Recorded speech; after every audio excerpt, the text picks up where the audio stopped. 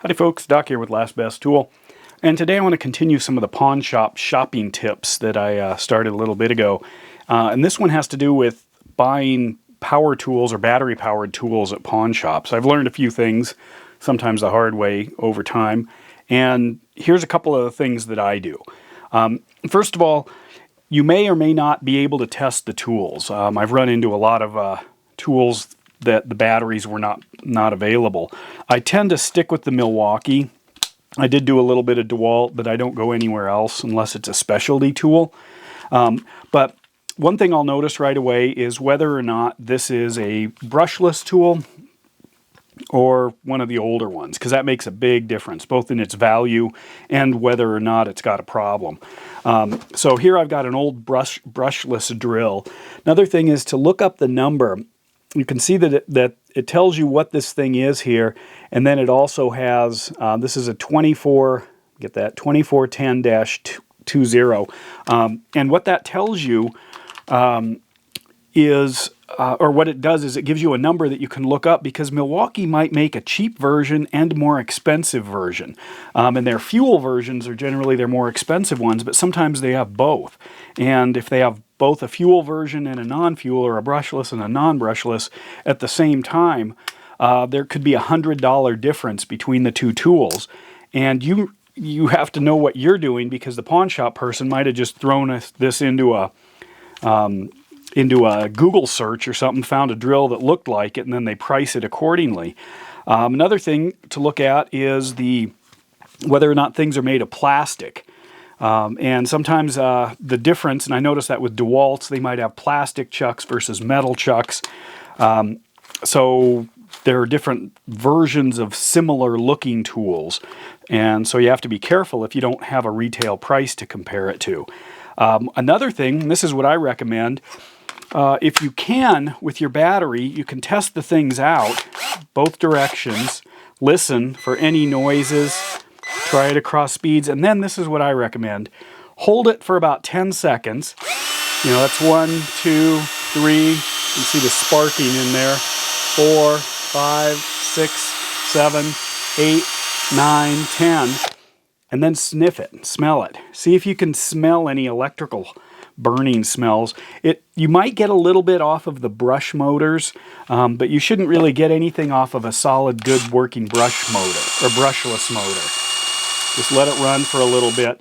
I've actually done that and had smoke coming out of a tool. Now, what if you can't test it with a battery? Well, there's a reason it's in the pawn shop.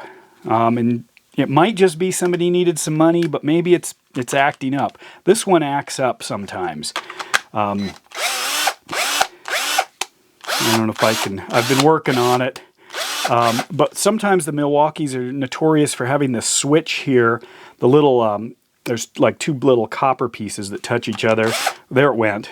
I don't know if you saw that, but it didn't turn on for a second there. But sometimes it doesn't work. Sometimes under load. Let me see if I can get this to jam up. And then it doesn't work. So this is kind of a dud. However, I got it with a really good battery. I think I got it with a 4. And the whole thing was like $30. So in that case, the battery was the main reason. And I actually got something like this. It had one of these USB ports on it, but the earlier one, and it was broken. That's probably how it ended up in the pawn shop. They didn't test it, but I got it for 15 bucks, essentially with a brand new 6.0 battery. And these batteries on sale are around $70 or $80. And so this thing, even though I couldn't get it to work, and it was way out of Milwaukee's warranty probably, and I wasn't the original buyer anyway, I just tossed it. But the battery was great. And I think they may have tried it and couldn't get it to work very well, so they ended up just trying to get rid of it. And unless you're really deep into the tools, these things really don't mean much to you. It's a lithium 6.0, whatever, a 4.0, a 2.0. It's not something that you get excited about. I, in fact, was second in line. It made me so angry. Not really, but, I was in a pawn shop, and there was a Milwaukee chainsaw, looked almost new, with a 12 amp hour battery, the great big giant one.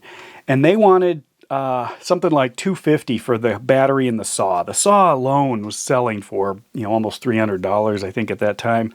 Battery was another $200. Anyway, somebody was ahead of me and they asked to see it. They looked at it, hemmed and hawed. The guy who was selling it didn't know much about it.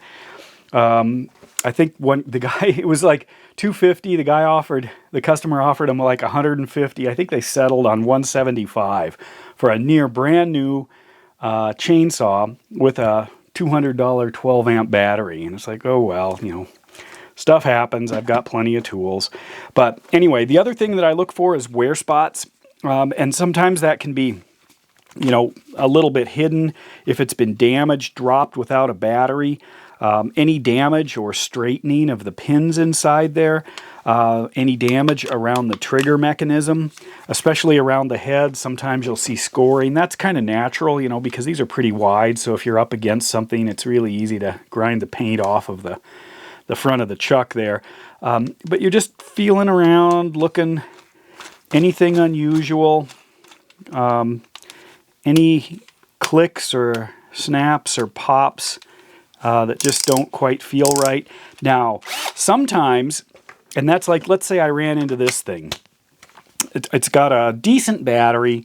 I might look at that and think, if this was sitting alone, I'd probably pay $20 for that battery used. I think the 4s, they might be like $45, $50, something like that. Without a big sale. But I might look at this and think it's not really a very valuable one. In fact, this was part of a set and everybody wanted this one. They didn't really want this one. It's not very powerful, doesn't have any adjustments. But I want the battery and the whole thing. Let's say they were asking $55 for it or something. Well, this is worth 20 to me. This might be worth 10 if it works. I might talk to them, ask them about the history of it, things that I know they can't answer. The age of it, if it's had any problems, I might point out, you can see there's some wear inside there. Sometimes you'll notice the battery just seems a lot newer than the tool. And that's often because the pawn shops may say, we're not going to take anything without a battery. They might take it without a charger, but definitely not without a battery, because nobody just wants that, except, if you're deep into the battery system, but then you might not be shopping at the pawn shops. But anyway, I'll talk to them and just, I'll assume the risk. I mean, I won't bring it back if it doesn't work and I, get home and charge the battery and find out there's a problem. And then start talking down a little lower. They probably got it for a song. Sometimes they get them in sets, and then they just break the sets up and try to get more for certain pieces because nobody wants the whole set. But anyway, I'll assume risk. I might, if I know the guys at the pawn shop, that, just walk away. I won't come back with it, or I won't complain if it doesn't work. It's my risk. And usually they're pretty good about, that makes sense because there are some issues with it. It is older. Sometimes you'll notice the battery, it's just blinking. Like that's what it would look like. It's about dead. They can't charge it, or if they don't have a charger, it's kind of a pain. They're probably tired of handing it to people who say the battery's dead. Yeah, I know, but whatever, just get it out of here. Sometimes if you find the new stuff, here's what's going on, is there's a lot of people who are walking out of places like Home Depot without paying. And they take it to the pawn shop. So you can get new stuff there. And I did talk to one pawn shop about that. They said they've called the police, and the police say, well, if there's nobody's reported it missing, they called Home Depot, and Home Depot didn't seem to care. It might have been the local store, but maybe it came from somewhere else. But I've seen an awful lot of brand new tools, DeWalt and DeWalt and Milwaukee, still in the box, even unopened boxes, in pawn shops. And it is a thing. It's a problem. But anyway, if you feel okay about buying something, you might get it for a song. And then some of the more obscure stuff seems to, for some reason, they charge a lot more for it versus the regular drills. And I'm not sure what's up with that. It might just be rare, or maybe the average customer with means is not interested in buying another drill, but they will get, a saw or a drain cleaner or something else. But anyway, when I'm buying these, you know, I take the battery into consideration in isolation of the tool, see if I can get a better deal. I let it run for a bit, feel all over, you know, any looseness, just watch out. Any extra noise coming out of here or sparks or anything is obviously a big one. And then kind of I'll weigh whether or not I really need that tool. This one, you know, if I saw this even for 10 bucks without the battery, I probably wouldn't get it. It's just not a great tool. Sometimes I'll look up reviews. Always keep your phone handy so you can check prices. Sometimes Home Depot has them on sale for less than what the pawn shop's got. And then, of course, if you're going to buy something, what else can you buy? You know, you might say, hey, you know, I'll grab that. You toss in a pair of Lineman's or something else. I did that, or talked about that in the other video I've done so far. Just make sure that you maximize any deal, or maybe they've got two drills, make them an offer for both of them. And it was with an M18 drill. I actually bought it because I wanted the battery. It had a 5 amp hour battery, which at the time was a big deal, but the drill was just trashed. And I popped the battery out and then asked them what they'd give me for the drill after buying it. And they'd say, oh, I don't know, not much, 10 bucks or something. So I think I paid like 30 for the pair. And then I sell them the drill back for 10 because I was going to throw it in the garbage. It was so messed up. But somebody will buy it for 15 or something. They'll make a few more dollars. But I got the battery that I wanted. So anyway, that's some of the things that I've learned over time.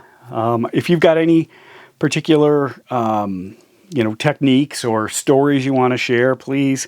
I always enjoy hearing about other people's tales. But buying essentially electronic tools that, you know, have maybe been used pretty hard, when you're buying them used, there's probably a reason why it's used, unless somebody, you know, just absolutely needed the money immediately.